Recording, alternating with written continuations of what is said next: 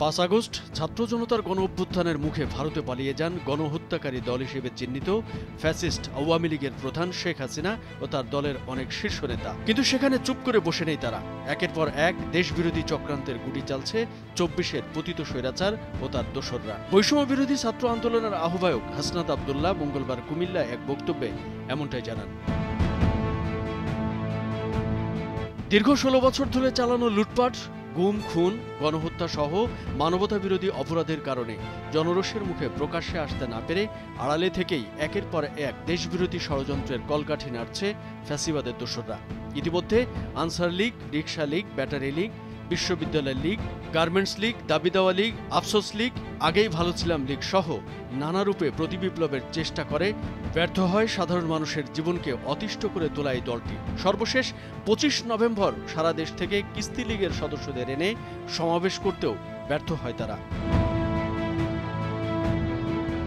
গণঅভ্যুত্থানে পরাজয়ের পর প্রথম থেকেই হিন্দুদের নিয়ে একের পর এক ষড়যন্ত্র করতে থাকে ছাত্র জনতার খুনি দল আওয়ামী লীগ। অন্তর্বর্তীকালীন সরকারকে অস্থিতিশীল করা, সেই সাথে দেশে সাম্প্রদায়িক দাঙ্গা বাঁধানোর যে কয়টি অপচেষ্টা হয়েছে তার পিছনে বিতর্কিত ইসকন নেতা চিন্ময় কৃষ্ণ দাস ব্রহ্মচারীর সরাসরি ইন্ধন রয়েছে বলে তথ্য আছে গোয়েন্দা সংস্থার কাছে। তাছাড়া তার সম্প্রতি দেয়া বিভিন্ন বক্তব্যেও তা স্পষ্ট বোঝা যায়।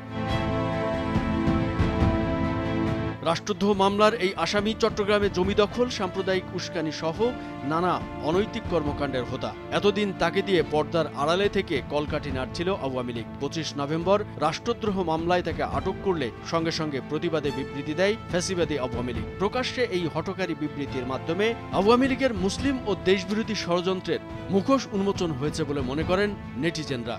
যে কোনো মূল্যে দলমত নির্বিশেষে এই ষড়যন্ত্র প্রতিহতের ডাক উঠেছে সোশ্যাল মিডিয়ায়। বাংলাদেশ আওয়ামী লীগের প্রেসিডিয়াম সদস্য জাহাঙ্গীর কবির নানক সোমবার এক বিবৃতিতে চিন্ময় কৃষ্ণ দাসকে গ্রেফতারের তীব্র নিন্দা ও প্রতিবাদ জানিয়েছেন এবং অনতিবিলম্বে তার মুক্তি দাবি করেছেন। বিবৃতিতে বলা হয়, তাকে এভাবে গ্রেফতার করায় আমরা বাংলাদেশ আওয়ামী লীগের পক্ষ থেকে গভীর উদ্বেগের সঙ্গে তীব্র নিন্দা ও প্রতিবাদ জানাচ্ছি এবং অনতিবিলম্বে তার নিঃশর্ত মুক্তির দাবি করছি। চট্টগ্রামের হাটহাজারীর পুণ্ডরিক ধামের অধ্যক্ষ চিন্ময়ের বিরুদ্ধে রাষ্ট্রদ্রোহিতার মামলাসহ বিভিন্ন অভিযোগ রয়েছে। চট্টগ্রামে হাজারী গলিতে সাম্প্রদায়িক দাঙ্গা সৃষ্টির অপচেষ্টার অংশ হিসেবে সহিংসতায় সেনা সদস্য ও পুলিশ বাহিনীর সদস্যদের উপর ভয়ঙ্কর অ্যাসিড হামলার নেপথ্যে তার ভূমিকার অভিযোগও রয়েছে। হাটহাজারীতে জমি দখল, মন্দিরের অভ্যন্তরে অনাথ শিশুদের সাথে অবাধ যৌনাচার ও যৌন হয়রানির অভিযোগও রয়েছে ইসকনের এই বিতর্কিত নেতার বিরুদ্ধে।